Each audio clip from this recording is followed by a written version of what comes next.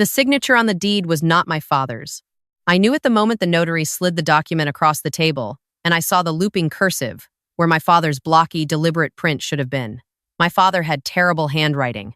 He used to joke that his third-grade teacher gave up on him after 2 weeks. He printed everything, every grocery list, every birthday card, every check he ever wrote. He had not written in cursive since 1987. I didn't say a word.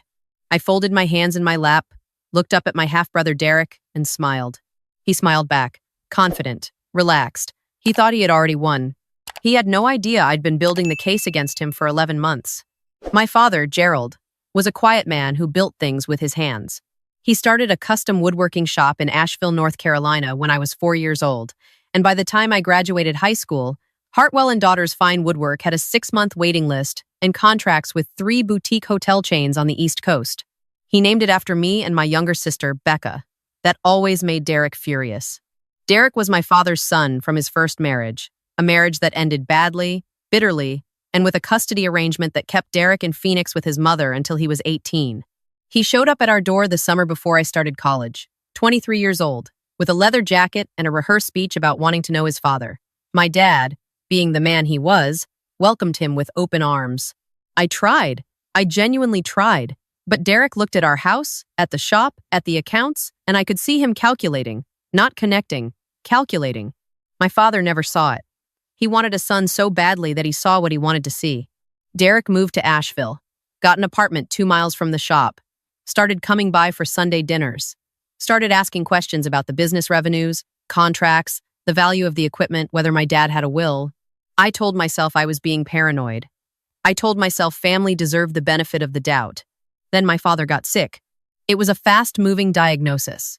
Pancreatic cancer, stage 3, caught in October, and catastrophic by January. The doctors were honest with us from the beginning, and my father, to his enormous credit, was methodical about what came next.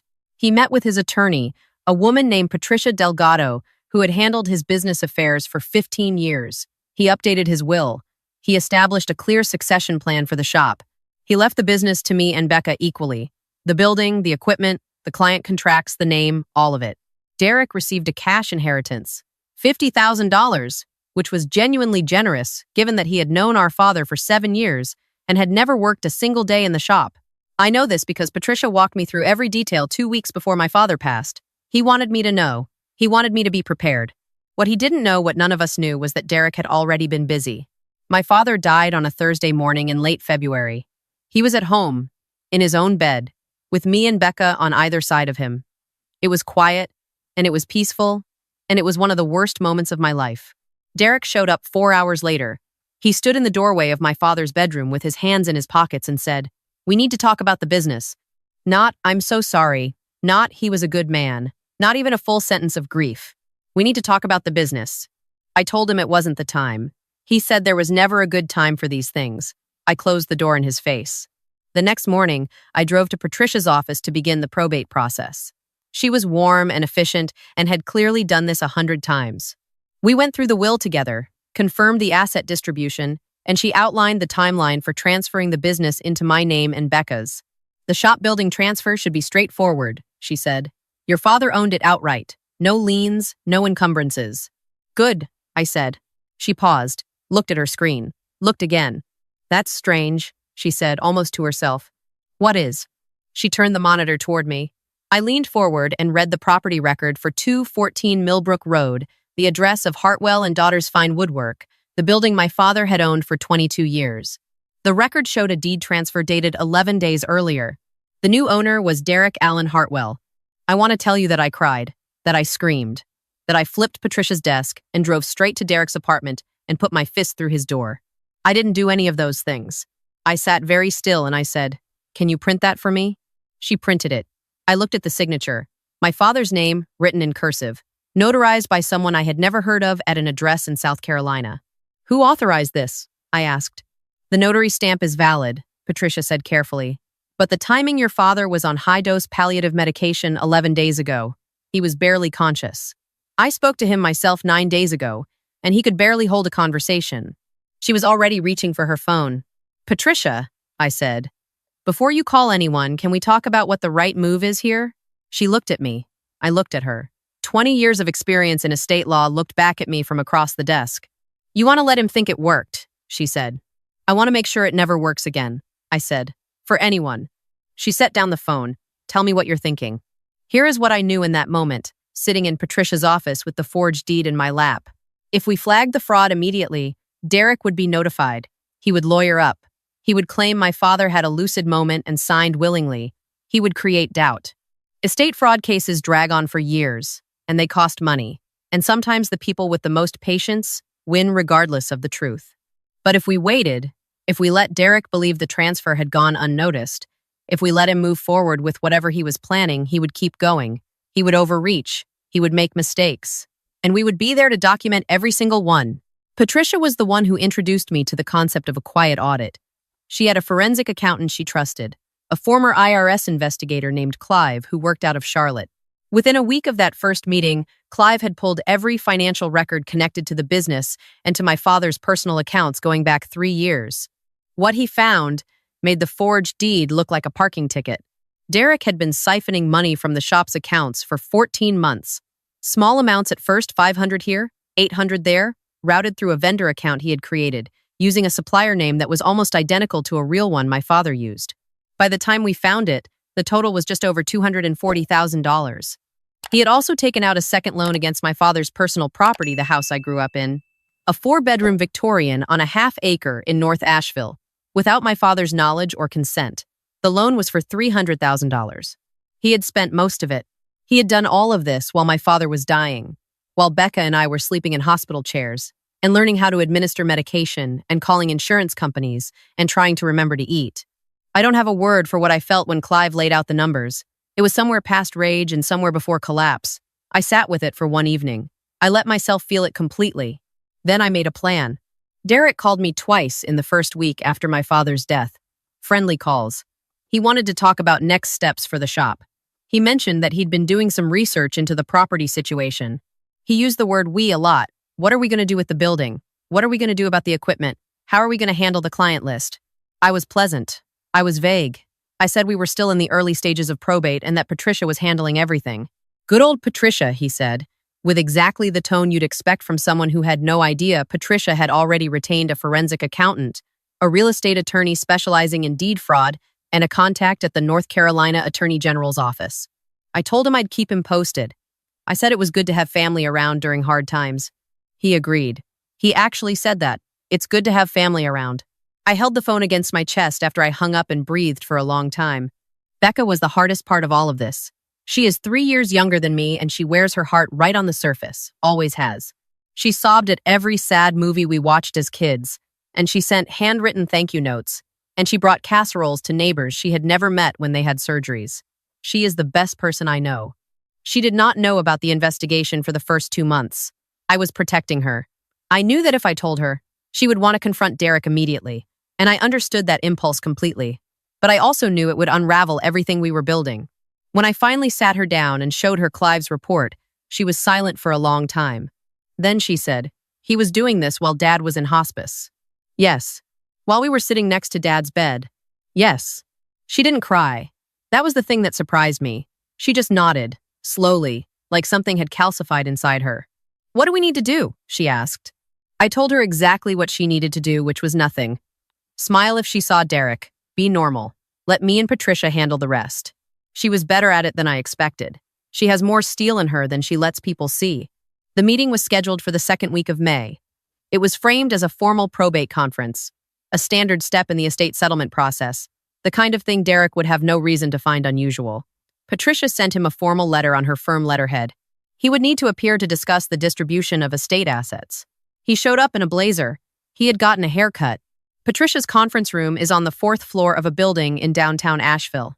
It has floor-to-ceiling windows that look out over the mountains, and in May, the view is genuinely beautiful. Derek stood at the window for a moment before he sat down, looking out at the ridgeline, and I remember thinking that he looked like a man who believed he was about to be handed something. He didn't notice the 2 people already seated at the far end of the table until he turned around. One was Clive, the forensic accountant. The other was a detective from the Buncombe County Sheriff's Office named Torres, who had been briefed on the case 3 weeks earlier and had spent that time obtaining warrants. I was seated next to Patricia. I watched Derek's face move through three distinct expressions in about 4 seconds. Confusion, then a flash of something calculating, then a smile he had clearly decided was his best option. I didn't realize this was going to be such a big meeting, he said. Sit down, Derek, Patricia said.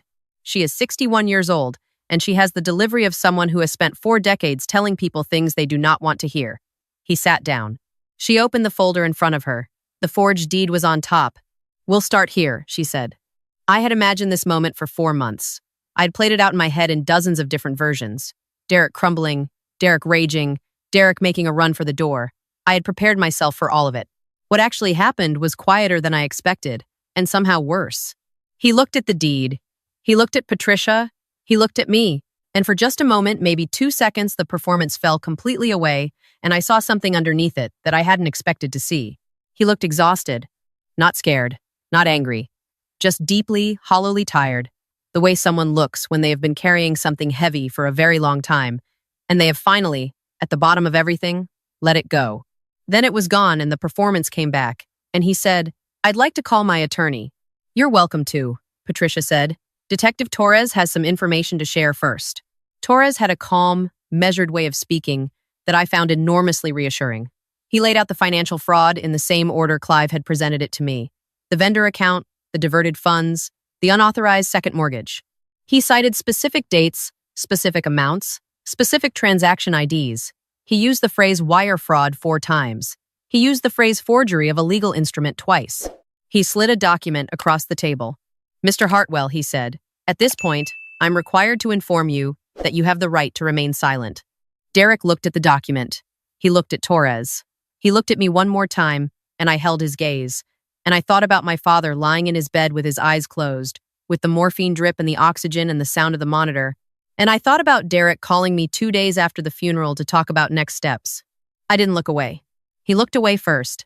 I won't walk through the legal process step by step because honestly, it was months of paperwork and hearings and phone calls with attorneys, and the details are exhausting even in retrospect. What matters is the outcome. The deed transfer was invalidated. The expert handwriting analysis took 12 days and was, according to the examiner's report, one of the cleaner forgery cases she had seen. The cursive was practiced but inconsistent with every other document in my father's records, and the notary in South Carolina turned out to be a man Derek had gone to high school with, who lost his notary commission and is now facing his own separate charges. The second mortgage was unwound. The lender cooperated fully once they understood the circumstances, and the lien was removed from my childhood home. The $240,000 in diverted business funds was partially recovered. Derek had spent a significant portion of it, but asset seizure covered roughly 60%, and his attorney negotiated a repayment agreement for the rest as part of his plea deal. He pled guilty to 2 counts of wire fraud and 1 count of forgery. He was sentenced to 38 months. He will be eligible for parole before that, and maybe he'll get it, and I have spent some time thinking about how I feel about that, and I haven't arrived at a clean answer yet. I don't think clean answers are always available. The shop is mine and Becca's. We kept the name. We kept every client. We hired a new shop manager, a woman named Rosa who has 17 years in custom furniture and a laugh that fills the whole building. And she and Becca have become close in a way that makes me genuinely happy. I sleep in my father's house now.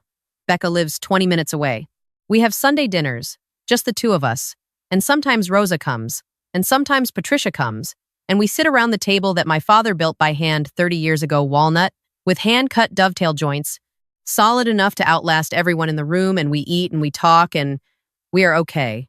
People ask me sometimes if I regret not confronting Derek sooner, if I wish I had screamed at him at the funeral, or thrown him out of the Sunday dinners, or called him out the first time he asked about the shop's revenue with that particular gleam in his eye. I don't, and here is why. If I had confronted him the moment my father died, he would have been prepared. He would have moved money faster, covered tracks, made himself harder to catch. My grief would have made me sloppy, and his adrenaline would have made him careful, and the outcome might have been very different. The most powerful thing I did in those 11 months was nothing. I watched. I documented. I waited for him to show me everything he was capable of. And he did, because people who operate from greed always do. They can't stop. They think they're so much smarter than everyone around them, and that certainty is the thing that unravels them every single time. My father built things that lasted. Tables that will be in families for generations. Cabinets that will outlive the houses they're installed in. He used to say that good work takes the time it takes, And anything worth building is worth building right. I think about that a lot. I thought about it every single time I sat across from Derek at Sunday dinner, watching him calculate, keeping my face neutral, waiting. Some things are worth building right. Even justice.